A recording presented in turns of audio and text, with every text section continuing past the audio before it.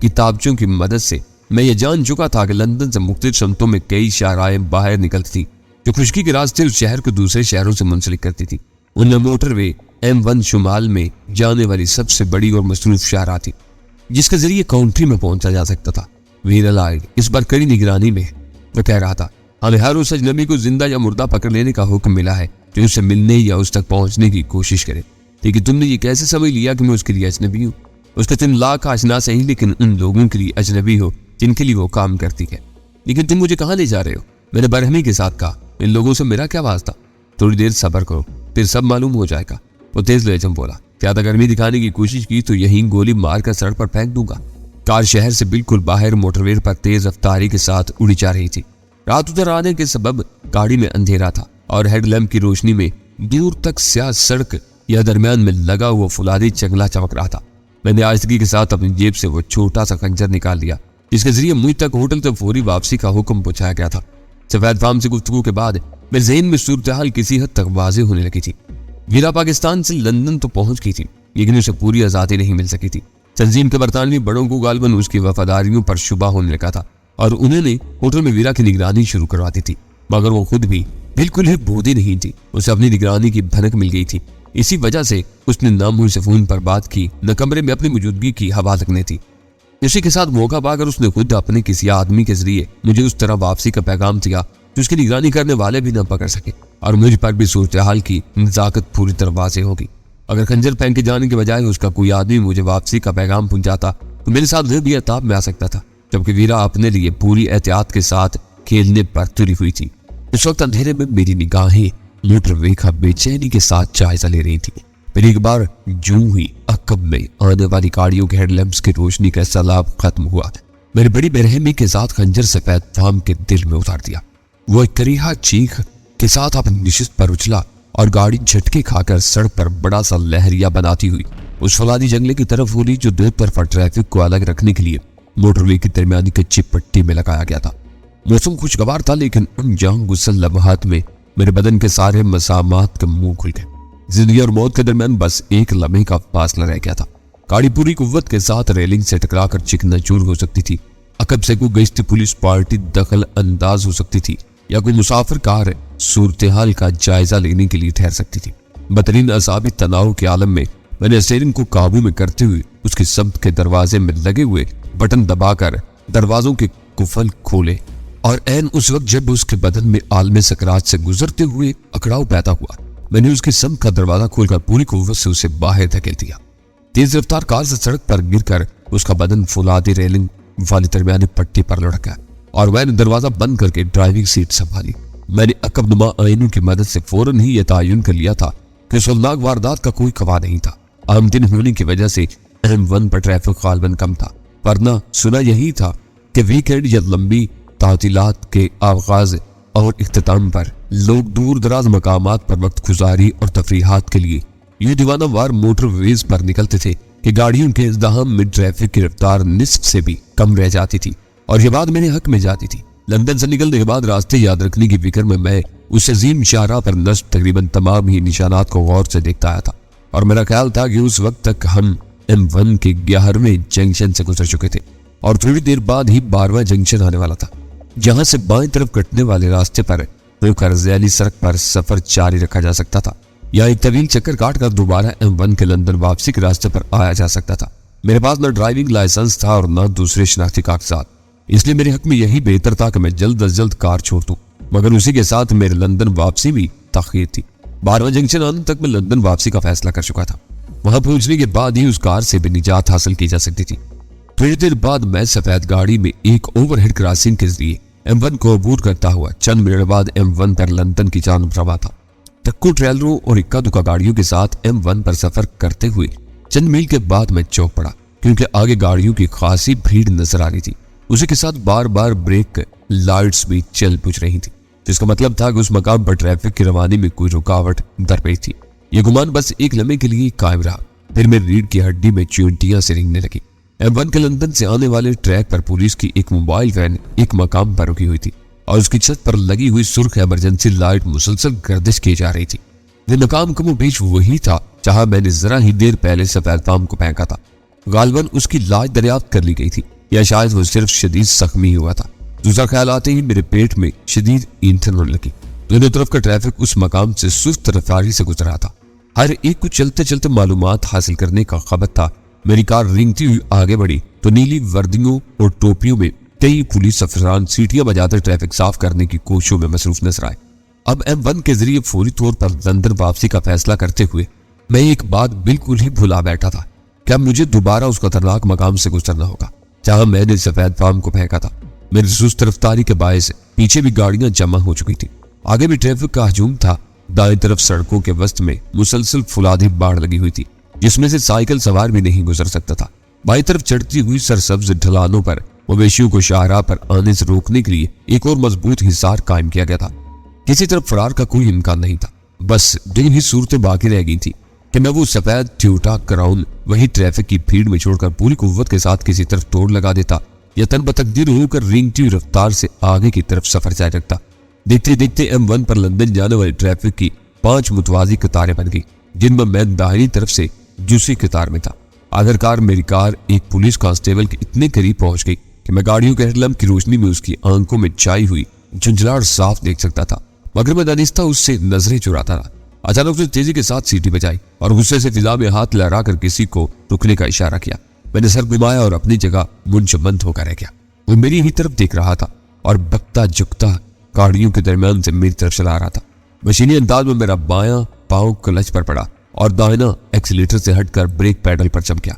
वसीम और इस कार एक हचकूले के साथ जहां थी वहीं थमकी। उसी लम्हे ऐन मेरे सर पर किसी ट्रेलर का हारन चीखा और मेरी अक्ल माऊफ होकर रह गई। मेरे समझ में नहीं आ रहा था कि इतनी भीड़ में उस बावर्दी एहलकार ने आखिर मुझे क्यों रोका था। मैंने डूबती हुई दिल और शिकस्त के एहसास के साथ अपनी तरफ का शीशा उतार दिया। क्या लाइसेंस सकते हैं जनाब यारी? करीब आकर उस सिपाही ने दांत पीसते हुए अंग्रेजी में सवाल किया।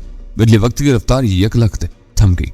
समाज साथ छोड़ने लगी और उस सिपाही समेत गर्द पेश की हर्षा इतनी छोटी नजर आने लगी जैसे वे सब मुझसे हजारों मील खला में कहीं तैर रहे हो। मेरा हाथ गैर इरादी तौर पर अपनी पतलून की अकबी जेब की तरफ गया और उसी लम्हे अचानक कई तेज हारन बज उठे और फिर बजते ही चले गए। सड़क पर बाएं तरफ की 3 कतारों में ट्रैफिक रवा था, लेकिन मेरी कार रुक जाने के बायस दाहिनी तरफ की दोनों कतारें जाम होकर रह गई थी और मुतासर होने वाले ड्राइवर हारन बजाकर अपनी तारीफ में मुझको लान तान कर रहे थे। मैंने जेब टटोलते हुए बेबसी से सिपाही की तरफ देखा। मुसलसल बजते हुए हारन उसकी जुल्लाट में इजाफे का सबब बन रहे थे। उसने गुस्से के साथ सड़क पर पैर मारा और उड़ाते हुए बोला, जाओ मगर होश में रहकर गाड़ी चलाओ, स्टीयरिंग पर तुम्हारे हाथ कांप रहे थे। मैंने दाहिना हाथ पेशानी तक ले जाकर उसका शुक्रिया अदा किया, फिर गाड़ियों के गजबनाक इंजनों से खारिज होते हुए गर्म गर्म धुएं से बचने के लिए शीशा चढ़ाते हुए गाड़ी आगे बढ़ा दी। उस वक्त मेरा दिल इतनी तेजी से धड़क रहा था जैसे किसी भी लम्हे सीना फाड़ कर बाहर आ जाएगा। मुझे कुछ होश नहीं कि मैं उस ट्रैफिक जाम में से कैसे गुजरा। मैंने खुद को महफूज रखने के लिए दूसरों के एहतजाज की परवाह किए बगैर अपनी गाड़ी जबरदस्ती बाएं तरफ की पहली कतार में अड़ा दी और काफी दूर तक उसी कतार में सुस्त रफ्तारी के साथ कार ड्राइव करते हुए अपने बिखरे हुए असाब पर काबू पाने की कोशिश करता रहा। आखिरकार ट्रैफिक का हजूम साफ हो जाने पर मैं कदरे एतमाद के साथ कार की रफ्तार तेज करने लगा। जाए वारदात पर पीछे वालों के बावाज एहतजाज ने मुझे एक नाकाबिले तसव्वुर दुश्वारी से बचा लिया था। अगर उस कांस्टेबल को वो लोग बर वक्त ट्रैफिक जाम के बिगड़ जाने का एहसास न दिलाते तो शायद बगैर लाइसेंस ड्राइविंग के जुर्म में गिरफ्तारी के आगाज के बाद ये किस्सा मुकदमा कत्ल में सजा पर ही खत्म होता। M1 से लंदन में दाखिल होते ही मैंने किसी मुनासिब जगह की तलाश शुरू कर दी। फिर यूं ही एक चौराहे पर यूस्टन रोड का नाम सामने आया। मैंने महज कयास से काम लेते हुए कार बाएं तरफ घुमा दी और उस तरह चंद ही मिनट के बाद यूस्टन स्टेशन पहुंच गया, जो ट्यूब सर्विस के साथ ब्रिटिश रेल का भी वसीवारिज स्टेशन था। यूस्टन स्टेशन की पार्किंग लॉट में अपनी गाड़ी छोड़कर दोबारा आजाद फिजा में सांस लेने का तसव्वुर बहुत खुशगवार था। मैंने गाड़ी पार करके उसके डैशबोर्ड के खानों वगैरह की तलाशी लेना शुरू की। तो गुलो कंपार्टमेंट में कागजात के नीचे दबा हुआ इशारिया 2-2 का रिवाल्वर हाथ आया जिसका चैम्बर भरा हुआ था। छोटे से खंजर के बदले ये 16 महंगा नहीं था। मैंने रिवाल्वर कोट के अंदरूनी जेब में डाला और गाड़ी लॉक करके बाहर आ गया। चाबी मैंने ड्राइविंग सीट के पायदान पर डाल दी थी और एक पिछला दरवाजा दानिस्ता गैर मुकफ्फिल छोड़ दिया था ताकि कोई उस गाड़ी को वहां से चुरा ले जाना चाहे तो उसे कोई दिक्कत ना हो। ह्यूस्टन से उस कार की चोरी के बाद मेरी जात हर किस्म के खतरात से महफूज रह सकती थी। स्टेशन की इमारत में दाखिल होते हुए मैंने एक स्टॉल से 5 पाउंड मालियत का फोन कार्ड खरीद लिया, क्योंकि फोन करने के लिए बार बार रेज़गारियां हासिल करने में दुश्वारी पेश आती थी। उस इलेक्ट्रॉनिक कार्ड के जरिए मखसूस बूथ से कहीं भी कॉल की जा सकती थी। इंस्ट्रूमेंट उस कार्ड में से हर काल खुद ब खुद मनहा कर देता था। जिस कार्ड पर एक बार कोई इंस्ट्रूमेंट सिफर की मालियत जाहिर करे उसे कहीं भी इस्तेमाल नहीं किया जा सकता था। मैंने मखसूस बूथ से कार्ड के जरिए एक बार फिर वीरा के होटल से राब्ता कायम किया। इस बार मैंने ऑपरेटर से वीरा का कमरा मांगने के साथ ही अपना नाम भी बता दिया था, जो डेन हार्वे था। मकसद यही था कि हार्वे का नाम कानों में पड़ते ही मेरे बारे में वीरा सोच सके, क्योंकि जैकेट से मुलाकात के लिए मैगी हार्वे का कोड उसी ने दिया था। मेरे पास मैगी के जनाना नाम की जगह मर्दाना नाम डेन लगा दिया था। उस नाम का नतीजा खातर ख्वाब बरामद हुआ। फौरन लाइन पर वीरा की आवाज सुनाई दी थी। खुदा का शुक्र है कि तुम्हारी आवाज तो सुनी, वरना मैं तो अब तुम्हारी तरफ से मायूसी हो चला था। मैंने गहरा सांस लेते हुए उर्दू में कहा। उस वक्त मैंने उर्दू का इस्तेमाल राजदारी की नीयत से तनिस्ता किया था, ताकि कोई वो फोन कॉल सुन रहा हो तो मेरी बात का मफहूम न समझ सके। तुम कासिनो रॉयल पहुंचो, मैं 9:45 बजे वहां डाइनिंग रूम में तुम्हारा इंतजार करूंगी, वीरा ने उर्दू में कहा, और मैंने उसकी बात पूरी होते सिलसिला मुनक़ता कर दिया। फोन कार्ड स्लॉट से निकालकर जेब में रखते हुए मैंने रिस्ट वॉच पर निगाह डाली तो मेरे पास कासिनो रॉयल पहुंचने के लिए कुल 10 मिनट रह गए थे, जबकि मैं न उसके महल्ले वकूफ से वाकिफ था न फासले से, मगर मुझे इतना यकीन था कि 10-5 मिनट की ताकीर भी होगी तो वीरा मेरा इंतजार करेगी। ह्यूस्टन स्टेशन पर सियाहों की मुआवनत के लिए दफ्तरी इतलाक कायम था, लेकिन मैंने वहां चंद मिनट खराब करने के बजाय बराह रास्त टैक्सी स्टैंड का रुक किया और सीढ़ियां तय करके जेर जमीन अड्डे पर लगी हुई कतार में खड़ा हो गया। यहाँ खाली टैक्सियां मुसाफिरों के रवाना होने के साथ तेजी से आगे बढ़ रही थी। कासिनो रॉयल। अपनी बारी आने पर मैंने टैक्सी में सवार होते हुए ड्राइवर से कहा और उसे जुबान से कुछ कहे बगैर मीटर स्टार्ट करके टैक्सी आगे बढ़ाती। ठीक 9:45 बजे मैं कसीनो की आलीशान इमारत के सामने मौजूद था। ड्राइवर को किराया अदा करके मैं अंदर दाखिल हुआ तो अहाते में कई लंबी लंबी रोल्स रॉयस गाड़ियां खड़ी नजर आई, जिसका मतलब था कि इस कसीनो में आला पैमाने पर जुआ होता था। मैं अंदर दाखिल हुआ तो वहां मुतवस्सित तबके के लोग भी नजर आए, जो इस्तकबालिया हाल में किसी के मुंतजिर थे या बातों में मसरूफ थे। अंदर दाखिल हुए थे मैं वहां का रख रखाव देख कर गड़बड़ा गया।